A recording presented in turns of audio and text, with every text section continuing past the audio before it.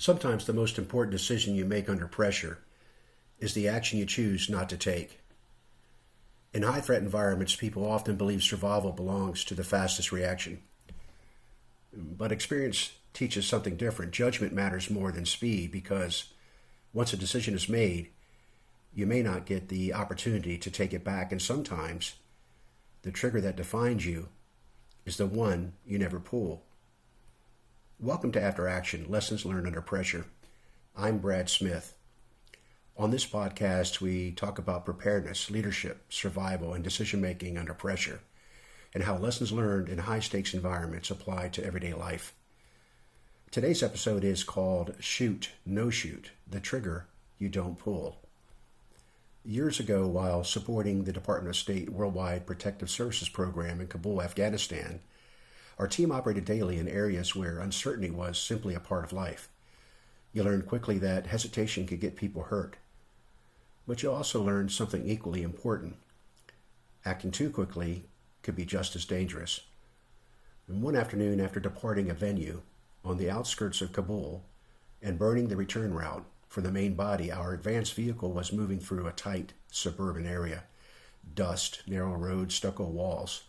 The kind of environment where your attention is constantly scanning without you even realizing it anymore. Nothing initially looked dramatically different, but experience teaches you to notice small things like movement, behavior, people who suddenly appear nervous, people who suddenly disappear. And then we saw him, a lone male near the side of the road, bent down near a pile of rubble along a wall. Now at first glance it looked wrong. We immediately focused on him. Inside the vehicle, atmosphere changed instantly. Because environments like that, your brain immediately begins problem solving before you have a full picture. Improvised explosive device and placement was on the forefront of everybody's mind.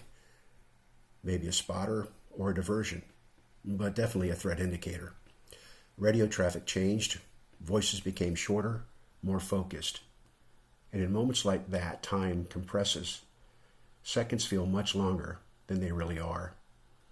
This is something that people who've never operated in high-pressure environments often don't fully understand.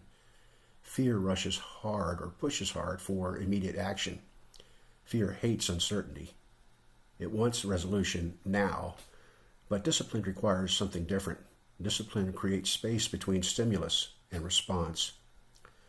Training and experience teach you to slow your thinking down even when your heart rate speeds up, because once an action is taken, you may not be able to take it back. As the situation developed, observation continued, communication continued, assessment continued. And slowly, I placed our vehicle in reverse and accelerated to create distance between us and the individual on the side of the road, a potential threat. This knowing that what lay behind us was clear, and what lay in front of us was now questionable. Our crew-served gunner, in the rear of the vehicle, was up and ready on the M240 Bravo. This is a medium machine gun designed for providing heavy suppressive fire. Everyone was laser focused. The situation was tense. We expected the worst. I vied for calm as we had gained distance between us and the potential threat. We needed to further define the situation. We put our interpreter, or TERP as we called him, on the vehicle's intercom, who instructed the individual in question to stand erect and place his arm out to the side. The TERP then instructed him to turn a full circle slowly. No weapons or wires or any other devices were visible. He then instructed him to walk backwards and then had him stop and hold his position.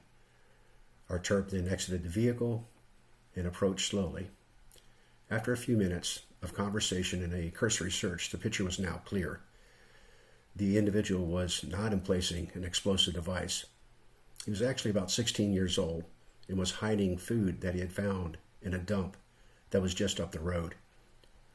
He was hiding food so that he could go back and search for more scraps. You see, he was concerned that the bigger kids could take what he had found, so he made multiple trips back and forth, always hiding anything that he found that was edible for him and his family.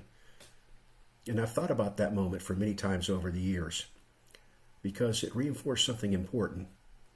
The world is full of moments where incomplete information pressures people into permanent decisions. And most of those moments don't happen in high-threat environments. They happen in everyday life, at work, inside families and leadership, in relationships, in traffic, on social media. Somebody says something emotionally charged, reaction. Someone cuts you off in traffic, reaction.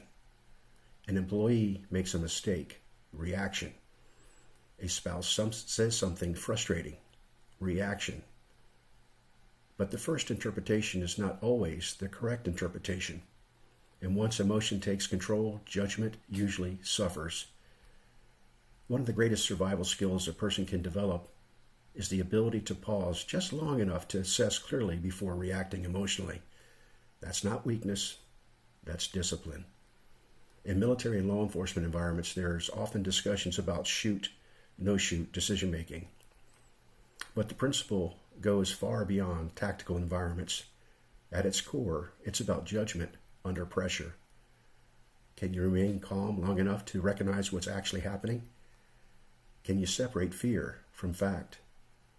Can you create space between emotion and action? Because mature decision-making is not simply reacting quickly. It's reacting correctly. And those are not always the same thing. Today, people live in a world designed to provoke immediate reaction. Everything is urgent.